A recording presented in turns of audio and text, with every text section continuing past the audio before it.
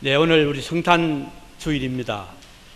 이날은 예수님께서 이 세상에 오신 날을 기념하는 날이죠. 지금부터 약 2000년 전 하나님께서 사람이 되셔서 오신 바로 그 역사적인 사건을 의미합니다. 이것은 이 세상에서 일어난 어떤 사건보다도 위대한 사건입니다. 마치 지동설을 주장했던 코페르니쿠스의 주창이 세계관을 완전히 바꾼 것처럼 그보다 더 강력한 사건이 바로 이 성탄절 역사적인 사실입니다. 그리스도께서 탄생하실 때 일어났던 천체의 기이한 현상은 그 사건이 얼마나 중대함을 잘 보여주고 있죠.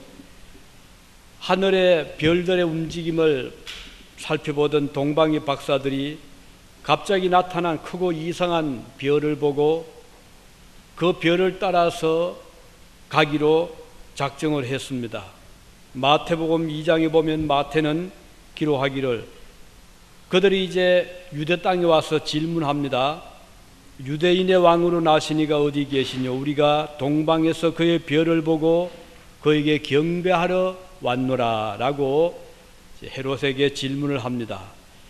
이 말씀은 하늘에서 일어난 큰 사건을 보여주는 그런 질문이죠. 평소에 보지 못했던 이상한 큰 별이 나타나서 동방의 박사들을 깜짝 놀라게 했습니다.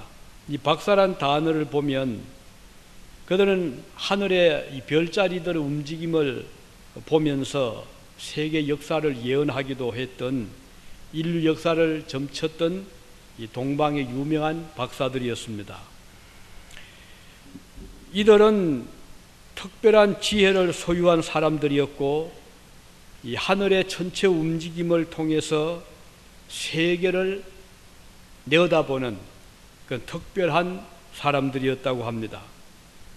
하늘에 갑자기 나타난 이상하고 밝은 별을 보고 그들은 따라 나서기로 작정을 했습니다. 틀림없이 역사를 바꾸어 놓을 위대한 한 왕이 탄생될 것이라고 그들은 확신을 했습니다. 이들이 이 예언을 알게 된 것은 당시에 유대인들이 사방에 퍼져 살았거든요. 포로 생활을 거치기도 했고요. 그들을 통해서 성경의 예언을 듣고 있었던 것이죠. 모세는 민수기 24장 17절에 기록하기를 내가 이스라엘의 먼 미래를 바라보노라. 야곱에게서 한 별이 나오며 이스라엘에서 한 왕이 일어나 모압 백성을 칠 것이며 셋의 자손들을 멸망시키리라 하는 예언이 나오는데요. 여기 야곱에게서 한 별이 나온다는 이 사건과 이스라엘에서 한 왕이 일어난다는 사건은 같은 것으로 보고 있습니다. 유대인들은 이 소망의 예언을 마음에 간직한 채 오랫동안 한 왕을 기다려왔습니다. 그들은 바벨론의 포로 생활의 어려움 중에서도 로마의 식민 정책 밑에서도 한 별이 나타날 것을 꿈을 꾸고 있었죠. 동방의 박사들은 비록 이방인들이었지만 성경에 예언된 이 기록이 예사로운 예언이 아님을 그들은 알고 있었습니다. 언젠간 하늘에 나타날 징조는 진정한 왕이 태어날 것이라고 믿었습니다. 그러던 어느 날 하늘의 밝은 별의 움직임을 보았지요. 그들이 그 별을 따라서 먼 동방, 요즘 이란, 이라크는 페르시아 그 지역에서 서쪽 예루살렘이 있던 유대 땅을 향해서 그 먼 길을 달려왔습니다. 그리고는 헤롯에게 질문한 것이 바로 유대인의 왕으로 나시니가 어디 계십니까? 우리가 그 별을 보고 경배하러 왔습니다. 이렇게 질문을 합니다. 헤롯 왕은 깜짝 놀랐습니다. 왜냐하면 지금 자기가 왕인데 왕이 태어났다고 하니까 상당한 충격이었죠. 그뿐 아니라 당시 예루살렘 모든 성민들이 이 소식을 듣고 수군거리며 전성이 소동했다고 기록이 되어 있습니다. 그때 이 헤롯은 대제사장들과 율법의 서기관들을 소집을 시켜서 질문을 합니다. 너희들이 알고 있는 왕이 태어날 장소는 어디냐? 이렇게 물었죠. 그때 이 성경학자들은 이구동성으로 대답을 합니다. 마태복음 2장 5절에 보면 또 유대 땅 베들레헴아 너는 유대 고을 중에 가장 작지 아니하도다. 내게서 한 다스리는 자가 나와서 내 백성 이스라엘의 목자가 되리라는 이 구약의 귀절을 인용을 하면서 즉시 대답하기를 그렇다면 베들레헴입니다. 이렇게 알려줍니다. 그리스도의 탄생은 이렇게 구약 성경에 분명하게 예언이 되어 있습니다. 그래서 성경을 바로 아는 사람이라면 주저함이 없이 이 대답을 할 수가 있었습니다. 베들레헴에 탄생하신 그리스도의 신부는 어떤 분이셨을까요? 빌립보서 2장 6절 본문에 보면 그는 근본 하나님의 본체시라고 기록하고 있죠. 이 근본이란 단어는 시작부터 그런 뜻이거든요. 그러니까 베들레헴에 탄생하신 이분은 벌써 저 옛날 그 옛날 시작부터 하나님의 본체라고 했습니다. 태초부터 계신 하나님. 요한복음 3장 31절에 보면 위로부터 오시는 이는 만물 위에 계시고 만물 위에 계시고 땅에서 나니는 땅에 속하여 땅에 속한 것을 말하느니라. 그러나 하늘로서 오시는 이는 만물 위에 계시나니 해서 예수님은 벌써 그 옛날부터 만물 위에 계시는 분으로 지적을 하고 있습니다. 그는 이 세상 만물의 한 부분이 아니라는 것, 그러니까 물질과는 완전히 다른 만물 위에 계시는 분임을 지적하고 있습니다.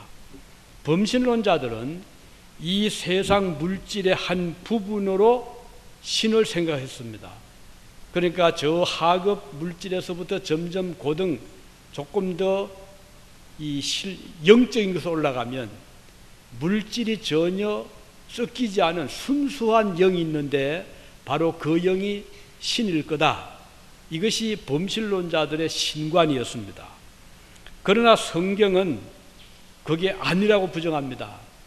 물질은 아무리 그 올라가서 순수한 영이라 하더라도 물질의 세계에 속한 것이고 하나님은 그 위에 만물 위에 계시는 분이라고 분명한 그 선을 긋고 있는 것이 성경의 교훈입니다. 그래서 성경은 물질과 하나님과의 근본적인 차이를 분명하게 밝히고 있습니다. 하나님은 이 세상의 어느 부분이 아니라 완전히 다른 존재임을 밝힙니다. 우선 그의 존재는 세상이 있기 전으로 거슬러 올라가죠. 천지와 만물이 생기기 전에 이미 하나님은 존재하셨습니다. 그 하나님은 독립적인 존재이십니다. 어느 타자에 의해서 지음을 받은 분이 아니라는 것입니다. 모세는 하나님이 어떤 분인지 궁금했어요. 이름이 뭘까? 어떤 분일까? 그래서 질문했죠. 당신 누구십니까? 만일에 사람들이 나에게 묻기를 여호와가 누구냐 물으면 제가 뭐라고 대답을 할까요? 그때 하나님께서 대답을 하시기를 너는 이스라엘 자손에 이같이 이러기를 스스로 있는 자가 나를 너희에게 보내셨다 하라. 나는 스스로 있는 자니라. 영에 보면 I am that I am. I am that I am. 이렇게 말씀하고 있습니다. 여기 보여주시는 것은 하나님은 스스로 계시는 분이시다. self-existence. 나는 자존하시는 분이다. 이렇게 말씀하고 있습니다. 이 세상에 어떤 존재도 그런 존재는 없잖아요. 현대의 과학자들은 우주의 기원이 무엇일까? 여기에 굉장한 관심을 기울여요. 뭐 옛날부터 그랬죠. 지금도 그렇고. 아인슈타인은 1917년도에 상대성 이론을 발표하면서 여기에 근거해서 우주는 팽창하지도 수축하지도 않는다. 그러니까 이거 질량의 법칙 그대로 팽창도 없고 수축도 없다는 정적인 우주론을 발표했습니다.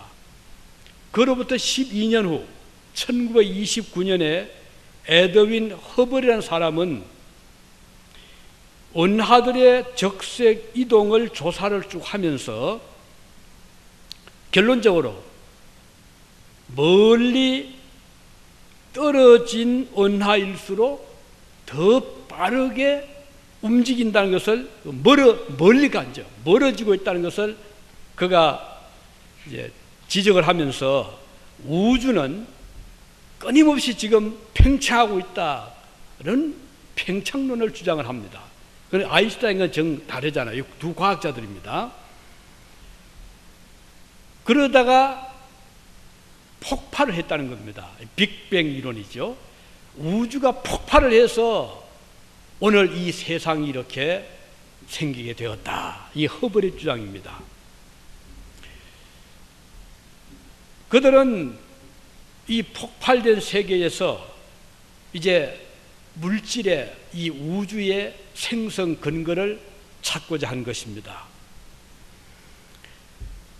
그러면 이 지구의 생명체 어디서 왔냐? 생명체는 반드시 물을 필요로 하는데 이 물이 어디서 왔느냐? 옛날 행성들과 해성이 충돌을 했답니다.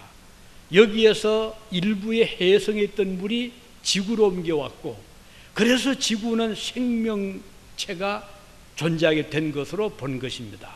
물론 원시 아메바에서 점점 고등적인 그런 생명체로 진화를 했다고 본 것이죠. 그래서 물이 있는 곳은 반드시 생명체가 있다. 이 지구에 물이 있기 때문에 이렇게 수많은 생명들이 존재하게 된 것으로 본 것이죠. 지금부터 10년 전인 2004년도에 유럽 우주국에서 로제타라고 하는 인공위성을 해성을 날려보냈습니다. 10년 동안 날아갔어요. 64억 킬로미터를 날아가서 얼마 전에 해성에 안착을 했습니다. 그리고는 데이터를 보낸 겁니다. 전송을 지구로 보냈어요. 그래서 이 유럽 우주국에서는 굉장히 긴장을 하고, 야, 이거 어떤 우리가 알지 못하는 우주의 신비가 지금 벗겨질 거다 생각을 하고 데이터를 받았는데, 유감스럽게도 배터리가 오면 나가버려서 이 어떻게 태양을 에너지를 받아서 계속 이 충전을 해야 되는데 그게 잘 안 됐나 봐요. 그래서 지금은 좀 이 전송이 멈춰졌지만 처음에는 막 전송을 보냈어요. 그때 들어온 전송 중에 하나가, 데이터 중에 하나가 해성의 물에 대한 정보였습니다. 자, 그동안 과학자들은 이 우주의 생성이 해성과 행성 간의 충돌이 있었고 대폭발이 있었고, 그때 일부의 물이 지구로 옮겨와서 이 지구의 생명체가 생겼다고 생각을 했거든요. 그러면 당연히 그 이론이 맞다면 해성에 있는 물과 지구에 있는 물이 같아야 되잖아요. 일부가 건너왔다면. 그런데 놀라운 사실은 다르다는 것이에요. 과학자들이 생각했던 물의 근원이 해성일 것이라는 가설이 완전히 틀린 것으로 판명이 된 겁니다. 그것은 이 로제타가 보내온 자료를 분석한 결과 해성의 물 분자의 중소수 비율이 지구의 물 분자보다도 4배가량 더 무겁다는 것입니다. 그러니까 같지 않다는 거예요.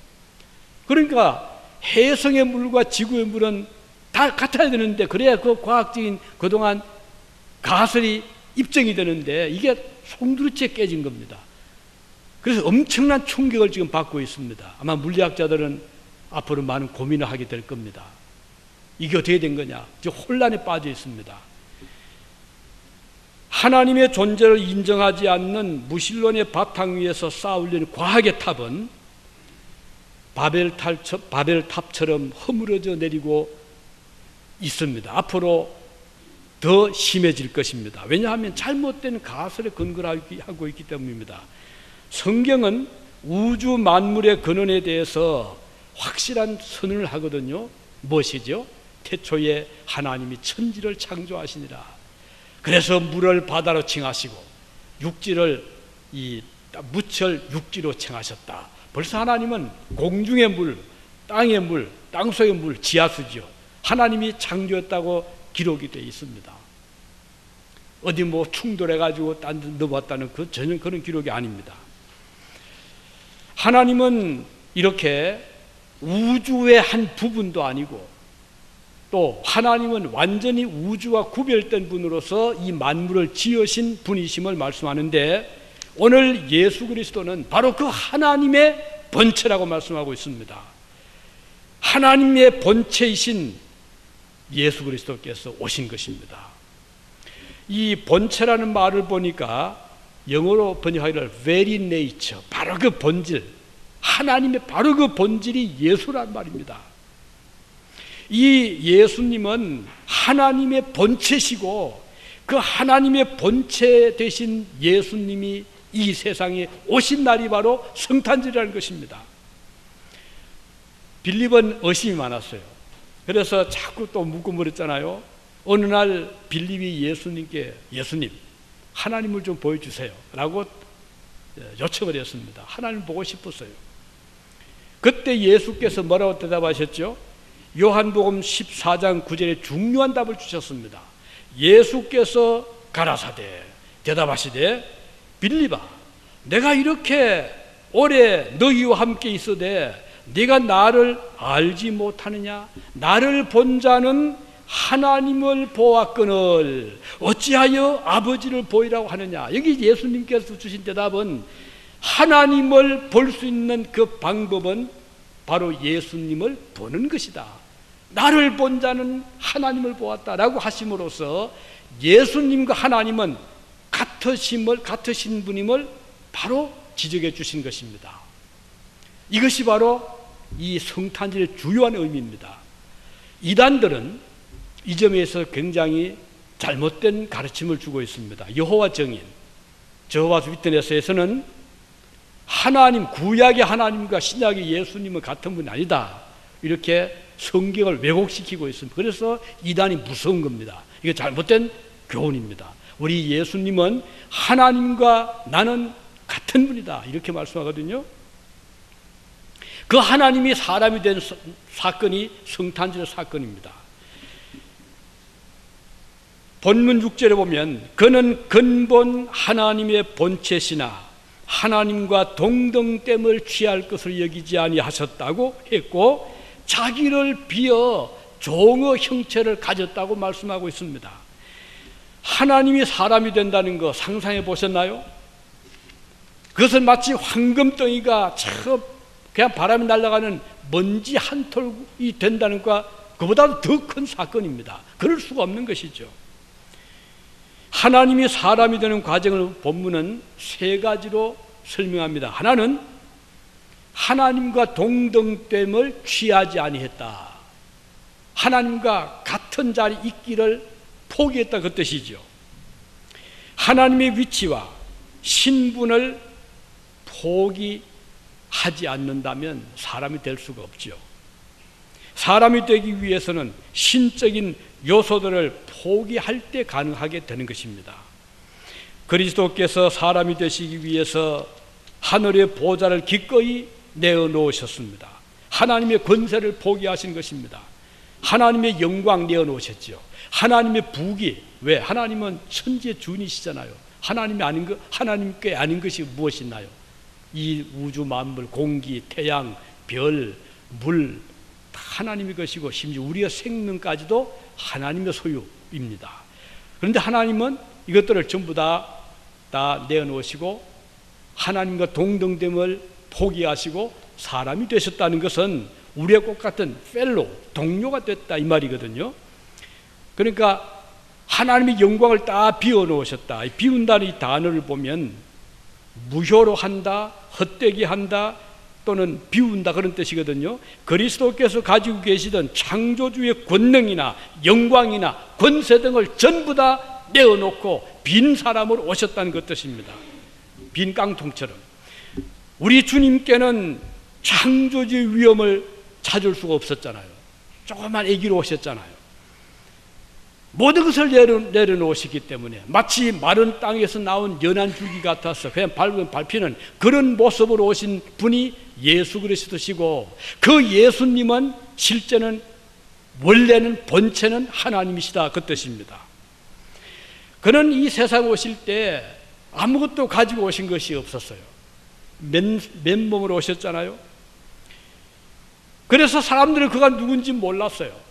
아무도 그가 오심을 관심 있게 본 자가 없었습니다. 그는 가난한 집에서 태어나셨고 목수의 아들로 태어나셨고 어린 시절 아버지를 도우면서 목수의 아들로서 생계를 유지했던 분이셨습니다. 사람들은 그가 누구인지 관심이 없었어요. 위대하신 창조주 하나님이 그 마을에 계셨음에도 불구하고 사람들은 그에 대해서 관심도 없었고 그를 알지도 아니었습니다. 그렇게 사셨던 주님이셨습니다. 그 주님은 종의 형체를 지녔다고 했습니다.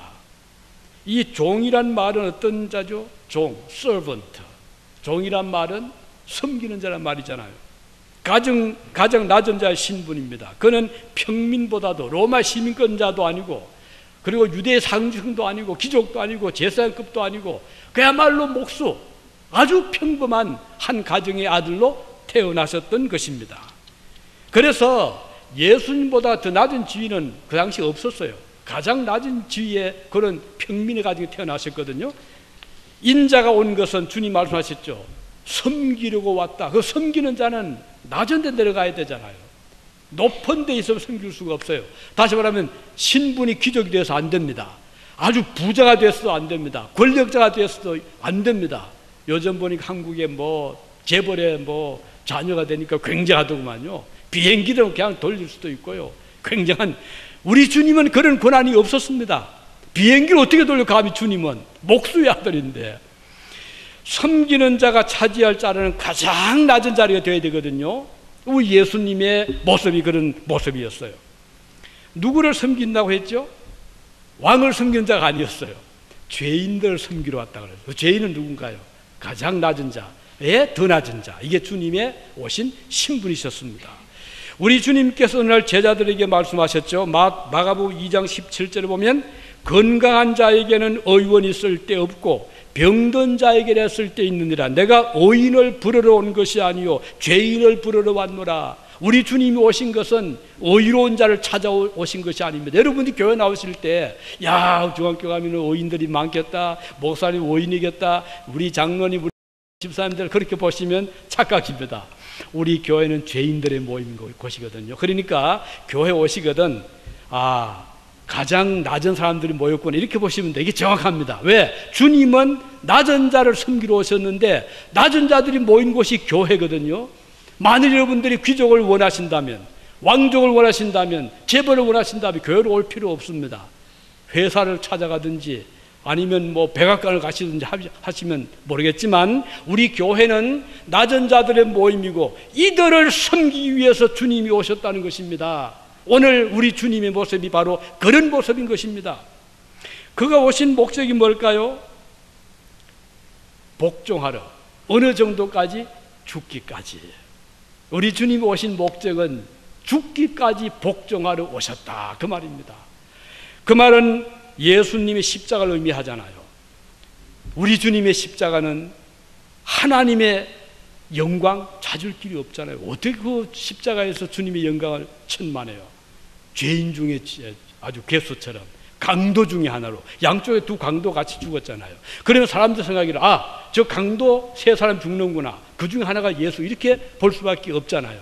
주님은 그럼에도 불구하고 그것을 마다하지 않으셨어요.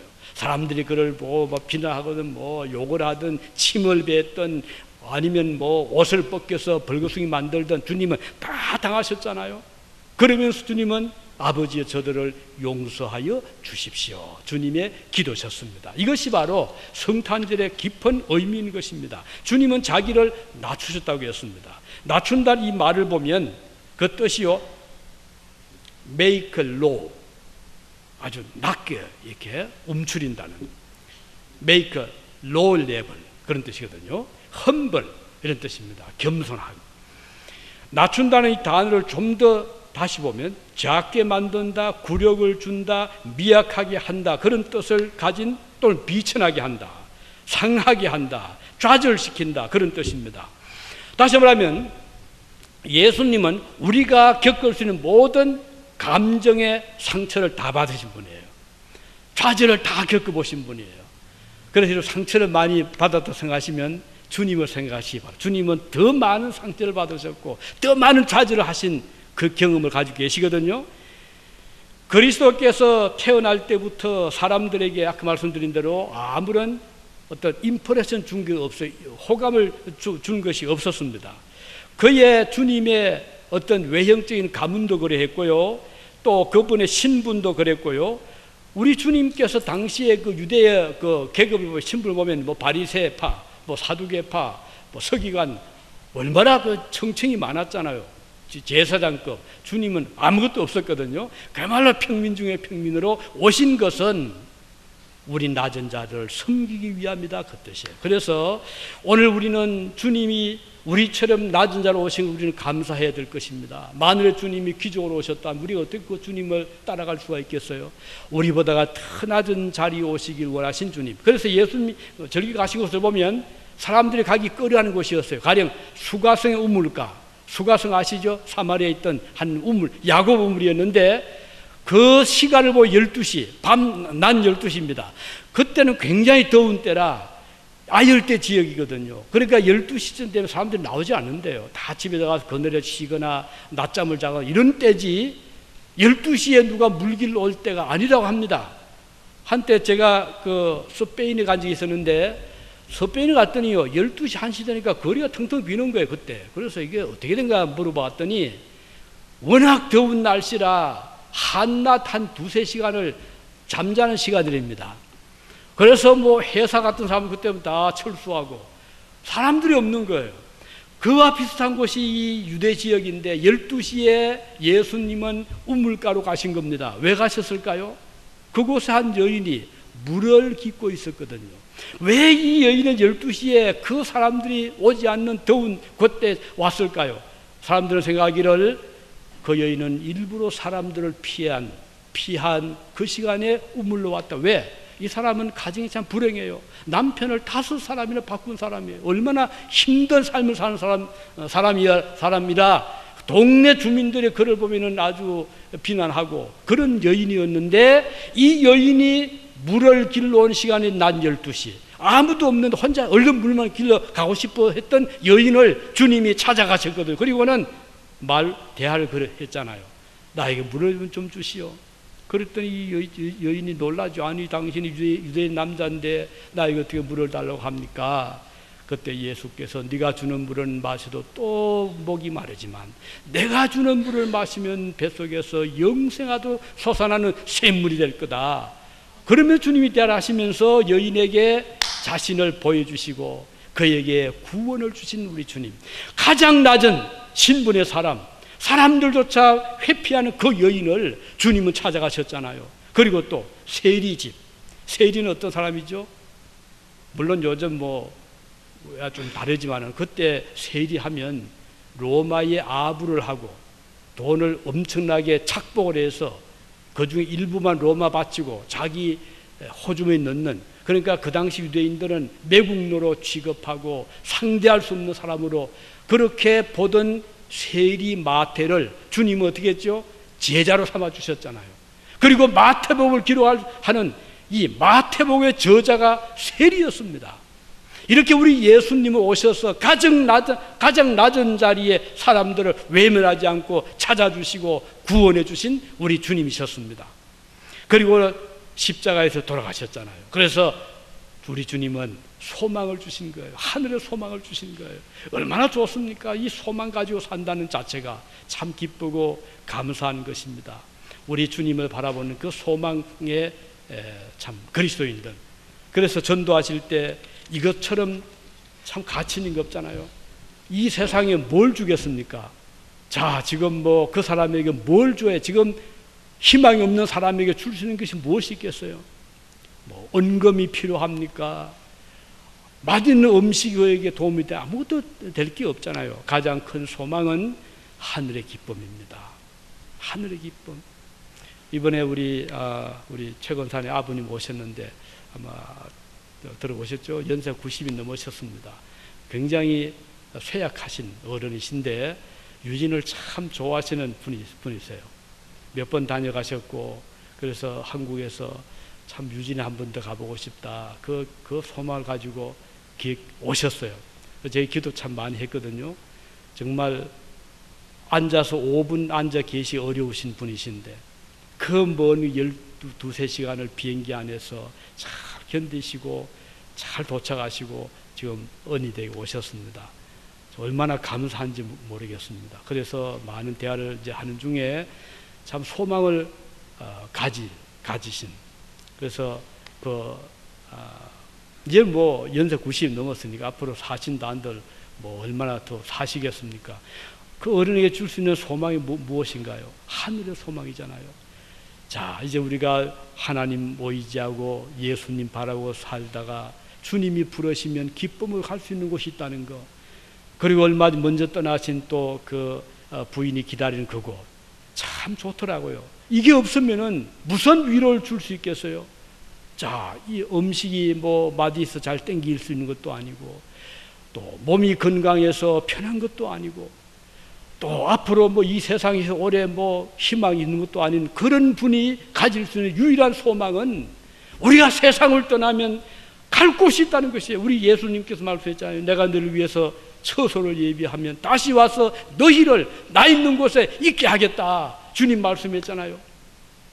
여러분, 미국 어떤 곳인가요? 미국 오시기 전에는 아마 상당히 좀 팬테스틱한 아주 좋은 나라로 생각했을지 모르지만 여기도 마찬가지로 사람 사는 곳이잖아요.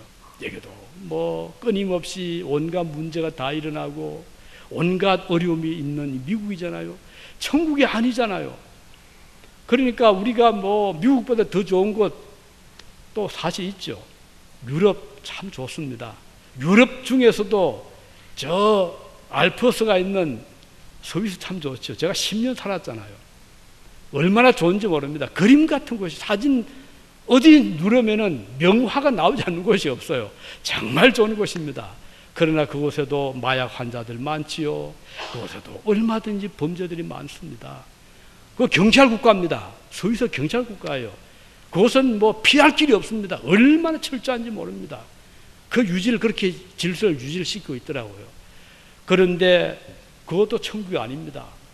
미국도 아닙니다. 우리가 어디 가야 되겠어요? 갈 곳은 오직 천국이 하늘나라입니다. 우리 하나님께서 그래서 이 세상을 적당하게 복을 주신 것 같아요. 그래서 세상에 아무리 너희들이 잘 살아도 눈물 있게 하시고 아픔 있게 하시고 고통 있게 하시는 것은 더 좋은 천국을 사모하게 하기 위한 하나님이 깊은 뜻을 생각하고 그 일을 위해서 예수님께서 우리처럼 사람이 되시고 하나님이 모든 영광을 내어놓으시고 이 땅에 오셔서 우리를 위해서 대신 죽어주시고 부활하시고 천국에 들어가시는 우리 주님이십니다. 그래서 이 성탄절을 맞이해서 저와 여러분 소망을 새롭게 하시고 우리 주님 앞에 그 소망 가지고 믿음으로 천국을 향해서 오늘 힘차게 달려가실 수 있기를 바랍니다. 기도하시겠습니다.